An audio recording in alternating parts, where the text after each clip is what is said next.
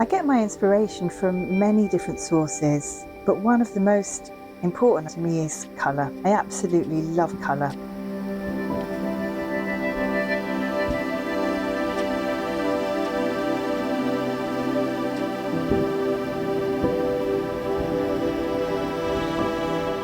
My name's Emma Lawrence, and this is where I do most of my work.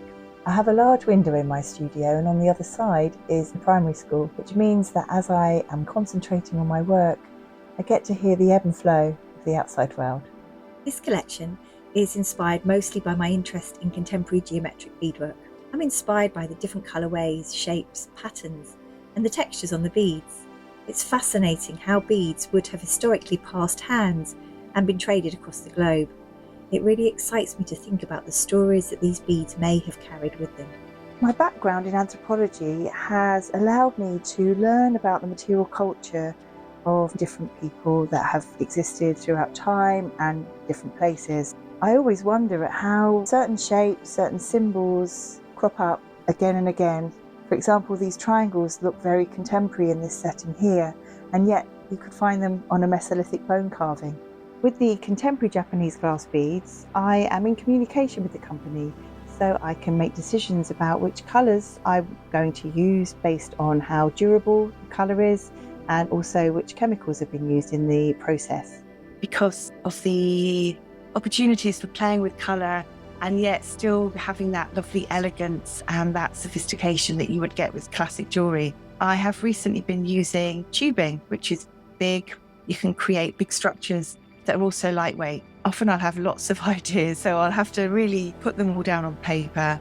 And then I will just experiment making, probably in copper or in bronze. Often it's the fixtures and the fittings that I want to incorporate into the design and not just have them as add-ons. So I'll spend a lot of time thinking about how the piece will be able to be attached to the body. I enjoy using a variety of different techniques when I'm making. At the moment, I've been really enjoying this tool. It's a miter jig, and it lets me get really precise angles, which has been fabulous for creating 90-degree angles like this one here in these brooches. However, for making various other angles that I have in my work, I have just used the protractor, my file and my eye to get a lovely snug fit before I solder them together. I like to use wax in my jewellery making. It allows me to capture the intricacies of the beadwork and reflect that in the precious metals. One of my favourite tools is the hot wax pen, which I use to shape the wax, add textures to the wax, and in particular I absolutely love the ancient technique of granulation, and I use it to embellish my already intricate work. This pair here, I made an impression of the beaded element using Delft clay, which then allowed me to make a master, and then I've now made a mould so that I can make replicas of this piece. My favourite piece of my collection has become this brooch. I have made myself one because I've been enjoying wearing it so much.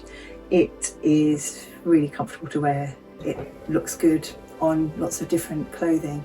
I like the fact these lines are really strong and striking, and yet you've got this lovely intricacy with the beading and the colours, and there's lots of detail to be had. When you first look at it, it's quite simple, it's a triangle, but yet there are lots of things that keep the eye involved.